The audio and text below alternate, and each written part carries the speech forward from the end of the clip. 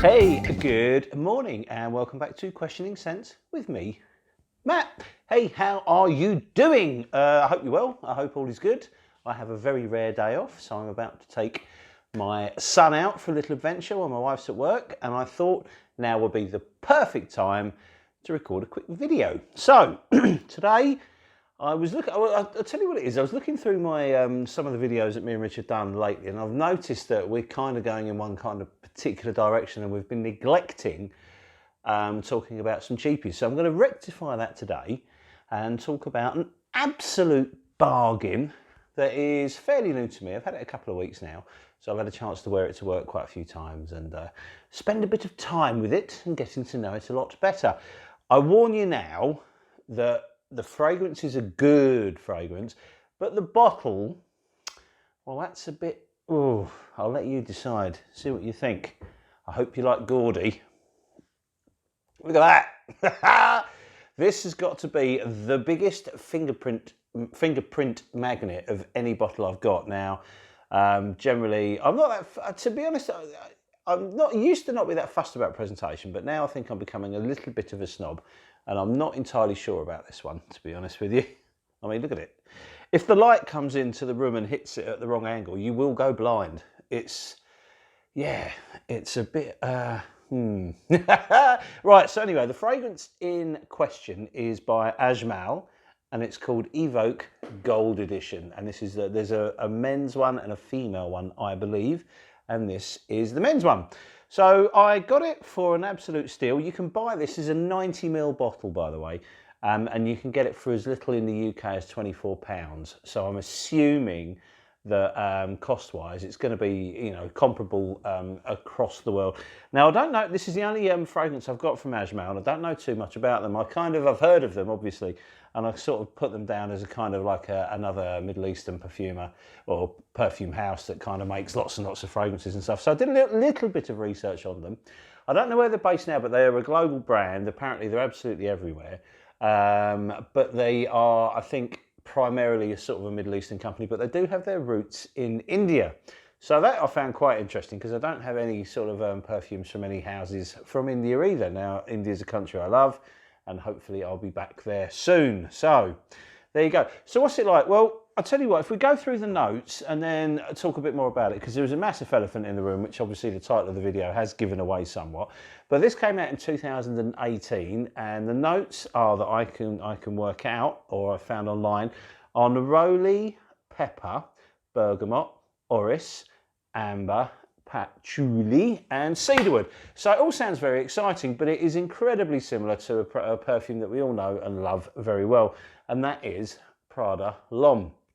Now, I've always been a fan of Prada L'homme since I've tried it. I don't have a bottle of it at the moment, but I have worn it quite a few times, and I really, really like it. I like iris, and I like that sort of soapy, clean and fresh vibe that it gives.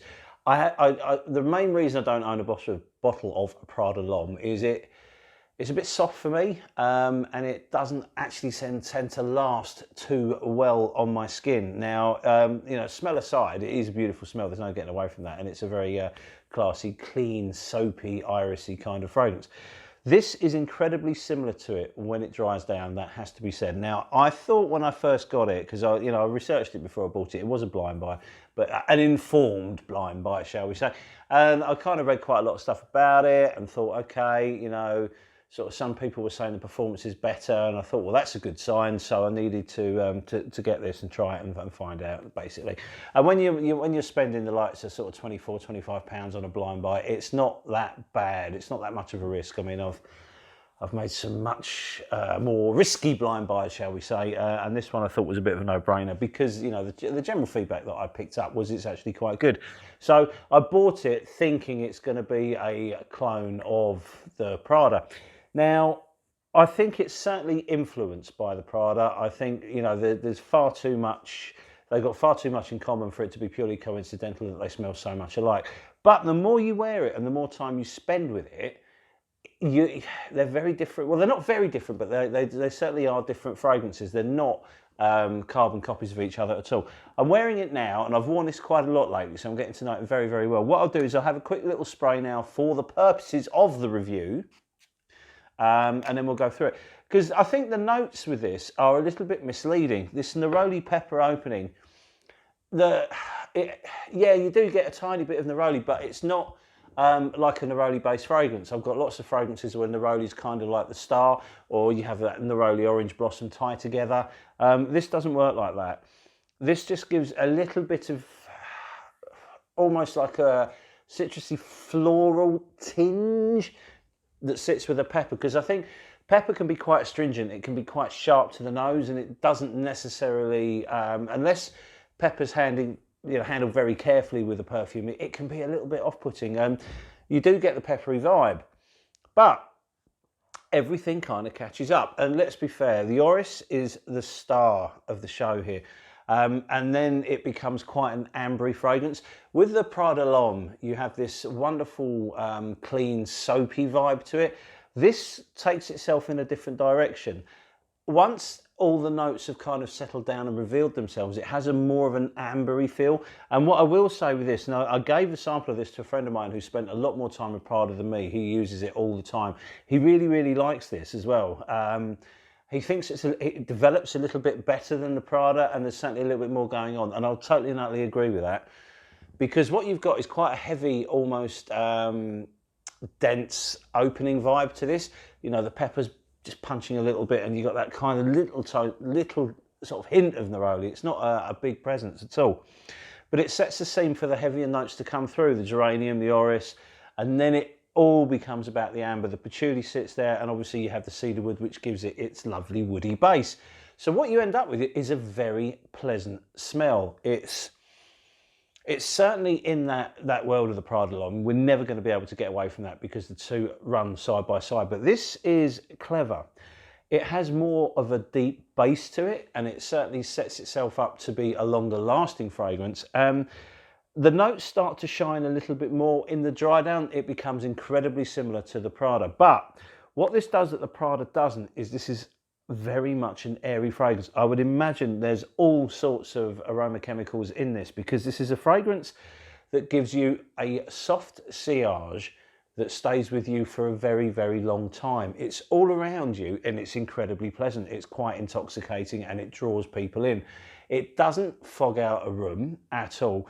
But what it does do is, once it's settled down, so you've got this sort of sharpness and this kind of mishmash where everything's kind of sort of pushing for attention, that all kind of stops after about 20 minutes or so. It then dries down pretty quickly. But this is a very, very long dry down. It stays with you for a long, long time. I wear this to work, so my work shifts are generally around 7 or 8 hours, and then I commute probably an hour each way sometimes. So I'm out for about 10 hours. And when I come home from a 10 hours of being out wearing this after applying it, I can still really, really notice it. It just wafts around everywhere. You're in this lovely little cloud of beautiful notes that, you know, very, very enchanting, very, very nice fragrance. If you're looking for a very inexpensive work fragrance, if you work in an office or something like that, this is absolutely perfect for that. I could wear this out, and I could wear this at home around the house. I have worn this to work on numerous occasions now, and it's got me through a shift, no problem. It's a softer fragrance than I would normally wear for work. I normally tend to wear something quite big or quite aggressive, and this actually fits into my world of work very, very well indeed. It's a perfect one to wear for that kind of thing. I think I'm surprised at the lack of talk I hear about this one, because I think this is a hype train waiting to happen. If you are in the world where you're a big fan of Prada L'homme, is it worth owning this as well? I don't know. They are similar. This, I think, is more interesting. I think this is certainly takes you on a bit more of a journey than the Prada. But if you already have the Prada, you probably don't need to buy this. If, however, you're running low and you're getting through your Prada L'homme and you're looking to replace it, take a punt on that, and I'll stand by this one. I think it's an incredibly good fragrance, a very, very strong performer, and there's, you know, for budget purposes, it cannot go wrong. Very, very good. I think what's going to happen is more people are going to find out. I mean, I think this came out in 2018, as I said earlier, so it's not been around that long. But, you know, and sometimes with these sort of houses like this, when they release something that is similar to a very familiar Western perfume, eventually word gets out and it explodes. It becomes very, very popular. And I'm pretty sure this is going to happen with this one. I'm surprised, as I said, that I haven't heard much more about this, because it's an excellent fragrance. Value-wise, superb. Now, it could be that there's been loads of YouTube reviewers talking about it already. I don't know, because I don't really, I have a few reviewers that I watch on a fairly regular basis, but I don't particularly trawl YouTube very much looking for reviews. And when you do reviews, I think it's important that you don't watch everybody reviewing the same fragrances that you do, because you're being you're taken away from your natural thoughts on things, and you start to follow or potentially follow trends that aren't necessarily your own trend, if you get my drift. So I don't tend to watch too many different YouTubers. I do, sort of listen to bits and bobs and stuff like that, but I haven't seen too much about it. And while we're on the subject of other YouTube reviewers, I just want to say thanks very much to the Scent Geeks, which Steve and Chris, for giving us a little shout out on their latest blog. Sorry, not a blog, on their latest podcast, which is really, really kind of them. And thank you very much, guys. I really appreciate that. So in closing, this is totally unisex. I mean, I think everyone will think, with a name like Prada L'homme, it's for guys. But this one, although it is Evoke for men, I think this is totally unisex. The notes in this lend it to be worn by anyone, any age, any scenario. It's a perfect easy wear. Not a massive fan of the term dumb reach, but this could easily be described as one. I've worn it on relatively hot days, and it's performed adequately, or actually it's performed really, really well, to be fair. So it's one that you can wear all year round. I think this will be lovely in the winter. I've not had it in the winter, so I don't know how it's going to perform, but in warmer days it's been really, really good, and I think it's going to lend itself very well to be worn on a cold, crisp morning. So there you have it. A bit of a short one. I've got a lot to get on with on my rare day off, so have a look at this one. If you do own it, please put some comments down and let us know, so everyone can get your opinion on it as well, because I think this is an excellent fragrance. And as I say, I've seen I got this via Amazon Prime, and it was, I think, £28. But if you wanted to shop around, you can probably get it for as low as £23, £24. And for a 90ml bottle, a shockingly interesting bottle, shall we say, it's well worth having a look at. So, have a go and see what you can find. And if you like it, please let us know. And if you don't, it'll be our little secret. Anyway, listen, guys, thank you very much for your time. Trying to get a few more done this week to get out as quickly as we can. So, as always, thank you very much for your time. We really appreciate it. And if you're not following us on Instagram, please do. We're having some fun on there. So I will see you very soon on the next video. Take care, cheers, and bye.